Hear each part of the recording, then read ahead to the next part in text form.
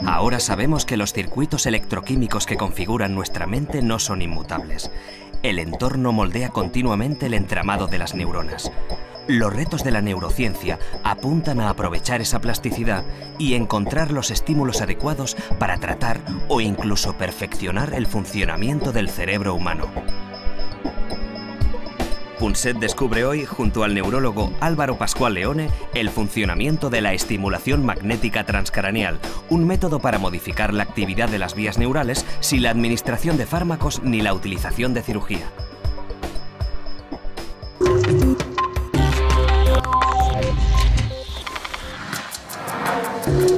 Como prueba de que probablemente es verdad lo que dice el premio Nobel de Medicina Kandel, que este siglo XXI será el siglo de la ciencia de la mente, de la misma manera que el siglo pasado fue probablemente el siglo del genoma, de la genética. Vamos a hacer un experimento conmigo mismo, en persona. Tengo un poco de miedo y tengo la suerte de que a mi lado está el promotor genial de esta idea de aprovechar la plasticidad enorme del cerebro mediante, bueno, interacciones que él llama, Álvaro Pascual Leone, no invasivas. No invasivas. Esperemos. No invasivas porque no tienes que abrir la piel, no tienes que abrir el cráneo, no requiere cirugía, simplemente es una forma precisa y controlada de modificar el patrón de descarga de las neuronas en una parte concreta del cerebro.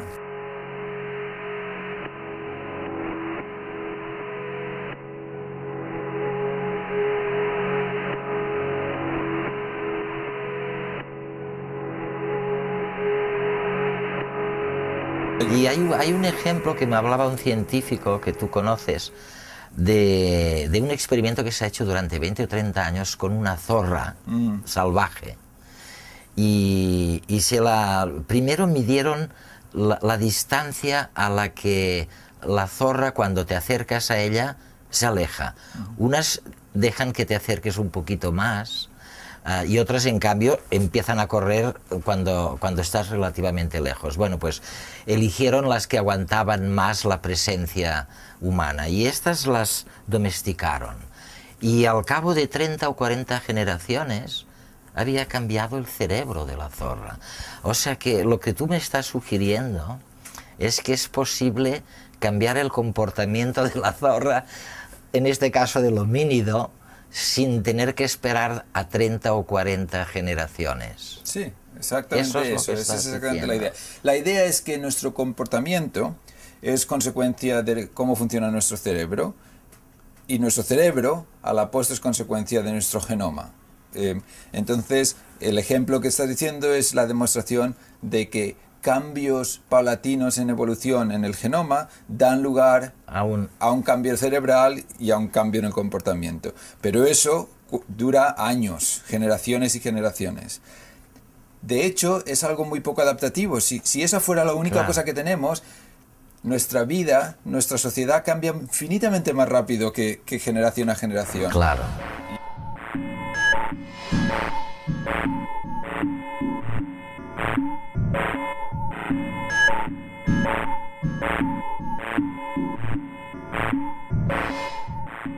Yo creo que el cerebro, la naturaleza inventó una forma de implementar eso, y esa forma se llama plasticidad. Las neuronas no cambian fácilmente, pero están interconectadas en circuitos, los circuitos que hablábamos, que dinámicamente van cambiando muy rápido.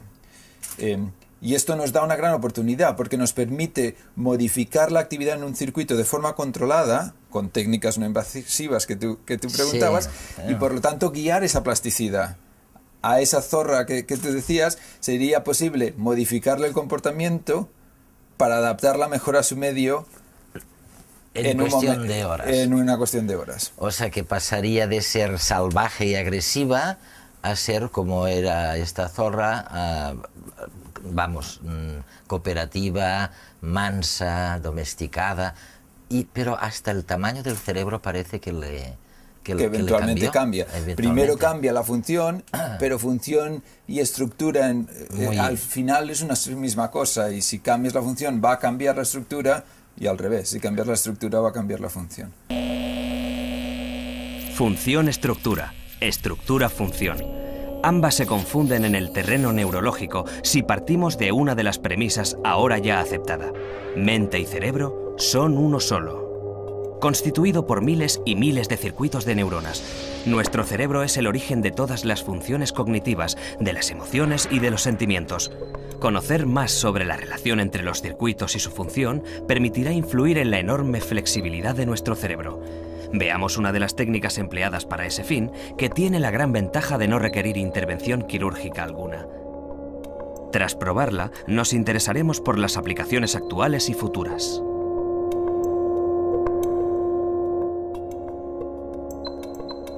El experimento que vas a hacer conmigo, ¿qué vas a hacer? ¿Me vas a transformar en más salvaje? No, yo te voy a demostrar nada más el principio fundamental, la posibilidad de modificar la actividad de neuronas. Ah, sí. Entonces, te iba a mostrar cómo funciona, qué es lo que hacemos. Y luego podemos hablar de experimentos concretos o demostrar alguna aplicación. Muy bien. Pero la idea de estas técnicas es básicamente está basada en los principios de Faraday de 1830 y 38. Una de las técnicas, por ejemplo, es la estimulación magnética transcranial. Y en este caso, de lo que se trata es de colocar una bobina como esta.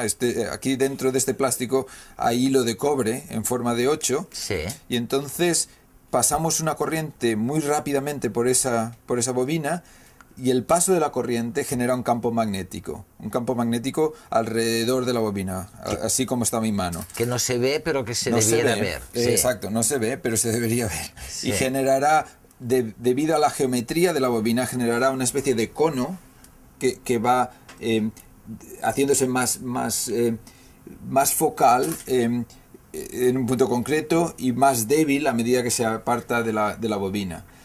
Con lo cual, si colocas algo cerca de esa bobina que puede conducir electricidad, entonces ese algo va a recoger el campo magnético y se va a inducir una corriente en ello.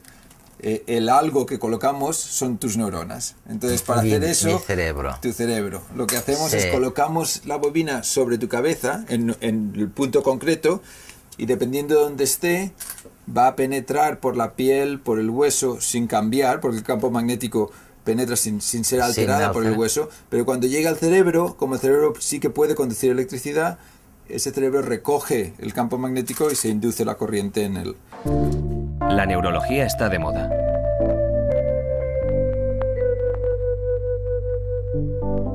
Los expertos han revelado grandes enigmas en los últimos 10 años. Hoy conocemos cada vez mejor el funcionamiento de nuestro cerebro. Sabemos que es plástico y que las neuronas también se pueden reproducir en cerebros adultos. Un sudoku, un problema matemático, una charla, una comida equilibrada o el ejercicio físico ayudan a que la mente esté más activa y dinámica. Pero ¿qué sucede cuando el cerebro está dañado? Nuestra mente es como un disco duro, se llena de recuerdos que se van almacenando, pero este sitio puede que no sea completamente seguro. Un simple virus informático es capaz de eliminar todo el contenido de un disco duro. En el cerebro, este virus sería equivalente a un traumatismo o a la activación de un gen que deteriora la memoria. Estudios recientes revelan que en estos casos no podemos acceder a los recuerdos, pero sin embargo están allí. Un antivirus puede llegar a recuperar la memoria del disco duro y ahora, según nuevos hallazgos, una pastilla o un estímulo magnético podría hacer lo mismo en nuestro cerebro. Sin embargo, los avances no se quedan aquí. Una cosa es restaurar la memoria en individuos con alteraciones genéticas o estructurales y otra es aumentar la capacidad cognitiva en sujetos sanos. Algunos científicos ya han conseguido aumentar así la capacidad de aprendizaje en animales de laboratorio. Por ejemplo, han logrado que una simple mosca tenga una memoria 100 veces superior a lo habitual, o que unos ratones tarden pocos minutos en realizar un ejercicio que antes les llevaba días aprender. El siguiente paso ahora es probarlo en humanos para acabar con las enfermedades que afectan a la memoria y a la capacidad de aprendizaje. Pero el objetivo de los expertos no termina aquí. Algunos confían en que este solo sea el inicio de la revolución cognitiva. Apuntan ya a la idea de crear mentes a medida, incluso en personas sanas. Los neurocientíficos ya están avanzando una serie de tratamientos posibles en un futuro no muy lejano. ¿Cómo será la neurociencia del futuro? ¿Y en qué hemisferio me lo vas a poner esto? Pues te voy a estimular al lado izquierdo para que veas que se mueve tu mano derecha. Muy bien. Lo que pasa es que nosotros lo que queremos no es estimular un punto de tu cabeza, sino exactamente un punto de tu cerebro. Claro. Y para eso usamos una resonancia magnética. Entonces sabemos dónde está tu cerebro en relación con tu cabeza. Tenemos estos 3 puntitos aquí que nos permiten saber dónde está la bobina en relación con tu cabeza. Ajá. Y entonces en tiempo real, si yo muevo la bobina luego en tu cabeza, verás que va a cambiar el cerebro. Va a ir cambiando, va a ir actualizando dónde estoy disparando la estimulación. Entonces podemos decir, bueno, yo quiero estimular un punto concreto, ese punto concreto, y saber, basado en eso, cómo colocar la bobina para estimular. Muy bien. ¿Okay? Vamos a hacerlo. Esa es la idea. Usemos esta misma bobina que te he demostrado para que sepas que no hay magia en ello. Esta es otra bobina distinta. Hay distintas formas, distintos tamaños, etc. Dependiendo del tipo de aplicación. Pero para este ejemplo que queremos dar, yo creo que demostrar que se puede llegar a hacer que tu cerebro, las células que controlan tu mano, se modifiquen y te hagan mover aunque tú no quieras. Aunque yo no quiera, ¿no? Yo creo que eso quizá vale la pena demostrarlo. Sí. Vamos allá. Entonces, pues, a ver. Lo que vas a notar, vas a oír un clic, un sonido con un clic, que es cuando la corriente pasa por esta bobina. Y vas a notar como si te dieran un golpecito en la cabeza. Pero el cerebro no siente nada. El cerebro no siente nada. Todo eso está en el cráneo mismo. Ahora no. Ahora no. Depende de dónde esté colocado. Ah. Ahora sí. Ahora sí. Ahora. Perfecto. Perfecto. ¿Qué se nota? O sea... Pues mucho miedo. Pero eso es previo a la estimulación. Claro. Eso es previo a la estimulación.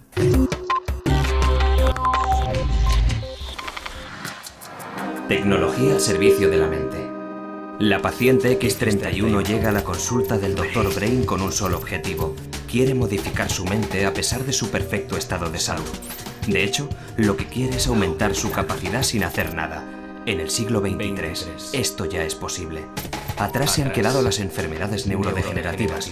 Ahora los neurocientíficos pueden combatir cualquier enfermedad genética que afecte al cerebro. En el siglo XXIII, estas enfermedades ya no existen. Ahora, cualquiera puede potenciar su mente de forma artificial. Aumentar la capacidad cognitiva es muy simple, X31. Si quiere, le puedo mostrar el proceso de las diferentes técnicas que empleamos para una mente sana como la suya. Smart Pills. ¿Quieres ser más feliz? ¿Quieres abandonar los celos? ¿Quieres ser más inteligente? ¿Estás harto de sentirte estresado? Tómate una pastilla y verás qué cambio. Hay píldoras para todo tipo de necesidades, para potenciar o inhibir las emociones y la realidad. Son los nuevos potenciadores de la cognición. Estas píldoras mejoran el rendimiento mental sin hacer ningún esfuerzo. Ciertamente ayudan a estudiar, a concentrarse mejor, a rendir durante más tiempo y de mejor forma. Y todo esto sin generar ningún tipo de adicción, como pasaba con las anfetaminas en el siglo XXI. Dinos qué parte quieres potenciar y esta pastilla actuará solo en esta área. Su método de acción consiste en aumentar la plasticidad cerebral ampliando las conexiones nerviosas entre distintas áreas del cerebro e incrementando la síntesis de nuevas neuronas.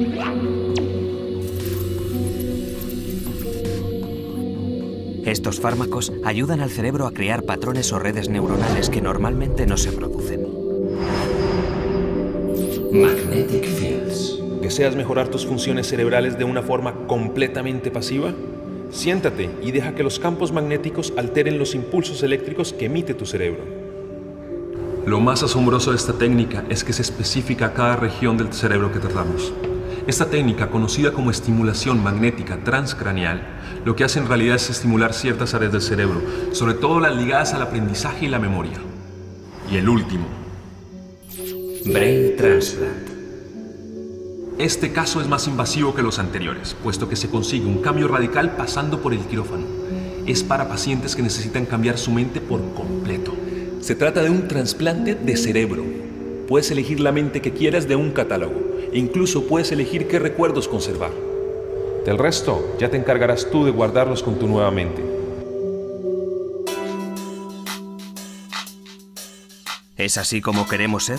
¿Hacia dónde somos capaces de ir con todos estos avances? De momento, para que esto suceda, habrá que esperar mucho tiempo, pero puede que sea el futuro que nos espera. Tendremos a nuestro alcance la posibilidad de corregir los problemas neurodegenerativos o incluso mejorar la capacidad mental de la gente sana. Con los conocimientos que tenemos hoy, esto sería del todo imposible. El cerebro está diseñado para responder al entorno y adaptarse a él. Un exceso de estimulación mental sin necesidad podría no servir de nada, o todavía peor, podría llegar a dañar el sistema nervioso por completo. ¿Hasta qué punto debemos interferir en el potencial de las mentes? La realidad es que los avances en este campo de la investigación han dado lugar a una nueva disciplina, la neuroética. A muchos especialistas les preocupa el impacto que pueden tener estos descubrimientos. Por un lado, acabarán con las enfermedades neurodegenerativas, pero, por el otro, corren el riesgo de extender el uso de estas técnicas a la población sana. ¿Cómo reaccionará un cerebro sano a estas invasiones externas? Quizás ya no oiremos nunca más la palabra Alzheimer o trastorno cerebral en el futuro. ¿Pero a qué precio? A pesar de la redundancia, comprar inteligencia es de tontos.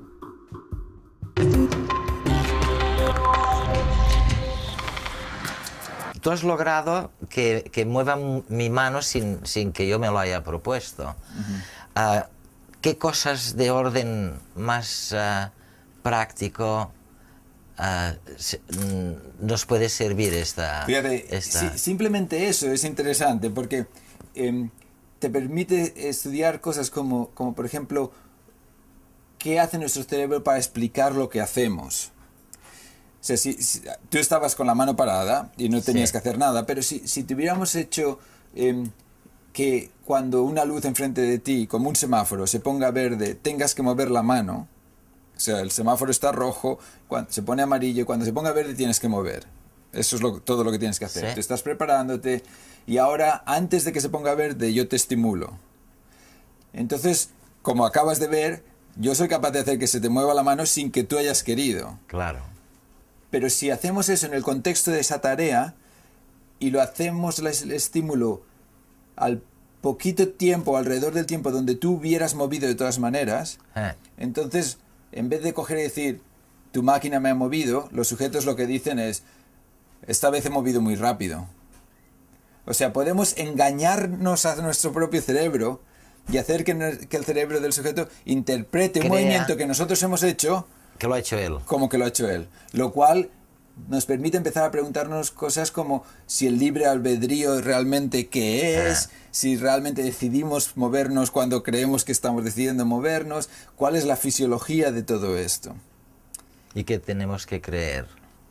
Bueno, yo creo que desde el punto de vista del fisiólogo, hablando como fisiólogo, lo que sabemos hoy por hoy es que los datos que tenemos no demuestran que haya una decisión anterior a los procesos neurológicos que dan lugar al movimiento o a la decisión. O sea, que no hay evidencia clara de que realmente hay un proceso de decisión previa a la ejecución. Al movimiento. Eso no quiere decir que no lo haya, simplemente quiere decir que va a ser más complicado demostrarlo. ¿Y en qué contexto con pacientes utilizáis ya estas técnicas de activación? Nosotros lo que estamos haciendo es nos hemos dado cuenta de que la capacidad de modificar la actividad en un circuito no está limitada a un circuito concreto. Entonces puedes estimular zonas motoras para este tipo de estudios que hemos hecho, o para hacer que sujetos con un infarto cerebral que no pueden mover la mano puedan recuperarse más rápidamente. Ah, sí. Pero también puedes estimular zonas frontales, por ejemplo, para modificar la capacidad de la gente de tomar decisiones, para hacer que las decisiones sean más altruistas, más generosas, para que enfermos que tienen trastornos de personalidad, con personalidades sociopáticas, que empiecen a tener más empatía ante las situaciones. Y en cuestión de adicciones, por ejemplo. Entonces eso tiene repercusión para adicciones a nicotina, a cocaína, adicción a la comida.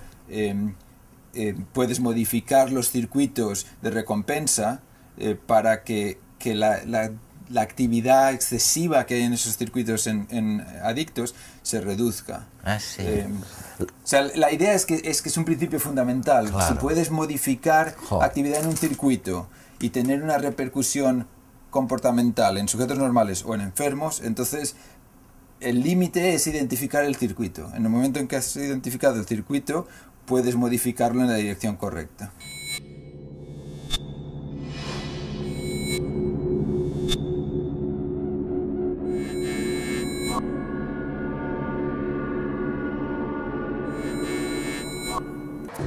Hace unos 300 años, el gran científico Isaac Newton se hacía la siguiente pregunta. Él decía: me gustaría penetrar en el misterio para saber cómo, a partir de una percepción visual del universo, de lo que tengo fuera, se puede desembocar en lo que él llamaba la gloria de los colores. Álvaro, ¿sabemos algo más desde entonces de este misterio? Hombre, más sabemos. Los últimos años hemos aprendido mucho sobre el sistema nervioso, sobre neurociencia en general y sobre percepción específicamente. Y yo creo que hay una serie de cosas que hemos aprendido que son notables y son interesantes. Por ejemplo, sabemos que el sistema nervioso genera hipótesis, genera expectativas. Es una máquina de crear una expectativa de la realidad. Y esa expectativa luego se contrasta con la realidad externa y puede o bien dar lugar a la sorpresa y al placer. Puede ser consistente la expectativa con lo que encontramos o no. Dependiendo de lo que encontremos y del mapeo entre la expectativa y la realidad externa, pues entonces da lugar a unas percepciones o otras. Pero la idea esta de que vemos, por ejemplo, aquello que sabemos buscar, aquello que miramos, que no es simplemente el sistema nervioso un receptor de la información que le llega de fuera, claro, sino que es realmente un generador de realidades que luego se contrastan con una realidad externa. O sea que cuando le reprochamos al cerebro que siempre ve lo que cree y no lo que ve realmente, algo de verdad hay en esto, sí, ¿no? Eso es exactamente lo que hace nuestro sistema nervioso. Pero gracias a eso sí, podemos funcionar como seres humanos. O sea, podemos gracias a ello generar arte, podemos gracias a ello tener la creatividad de nuevas ideas, podemos gracias a ello cambiar nuestra realidad en torno para adaptarla a las necesidades sociales. Que no están ahí fuera, o sea, es una fabricación. Es una fabricación del cerebro, cerebro. ¿no?